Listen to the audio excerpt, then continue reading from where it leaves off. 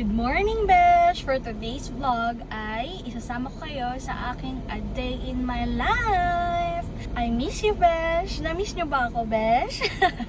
Dadaanan namin yung mga tao namin, tapos ihatid namin sa construction site. So, nandito kami, Besh, sa RMC. Bibili lang ako ng mga kulang naming materyales. Dagdagan mo to, mamay. Kulang to. Kulang. 3K. Ano ang mabibili mo sa 3K? Tiles sa ano? Tiles, Edging. mga edging, tapos yung PPR na Yeah. elbow T. Oo. Tapos sealant, dalawa ring sealant, mami.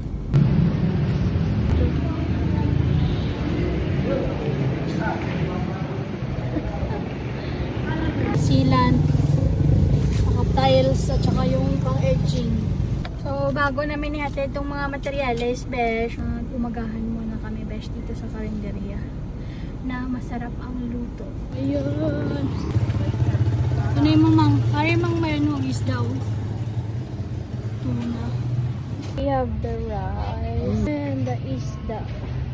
So, sinabawan, piniritong sinabawang maya-maya niya. Stokin gadunggong.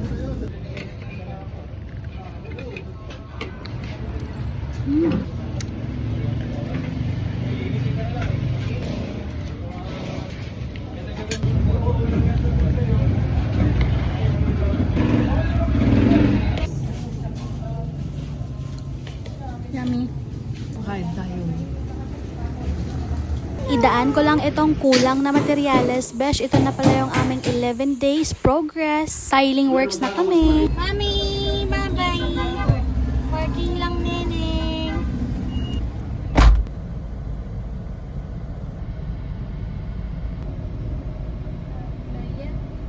Hindi, mama, saan?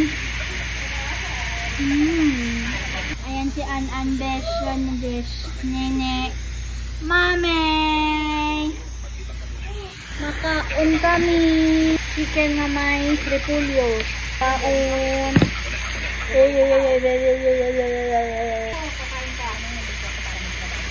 Inantay lang namin yung client namin, Besh, na kunin yung pinagawa nilang plano. Bilis lang ng oras, Besh. Uwian na. Daanan lang namin yung tao namin sa site. Bagal nyo. Ang bagal nyo. Bagal na. Saan abot ang 2K mo? Ama ko, tatlo yung nakaon. Ay, abaw! Samok-samok kita. Samok-samok dyan. Anya? Grabe kita. Ayan, dahil din na sa kabignol kay bugat-bugat niya si Day.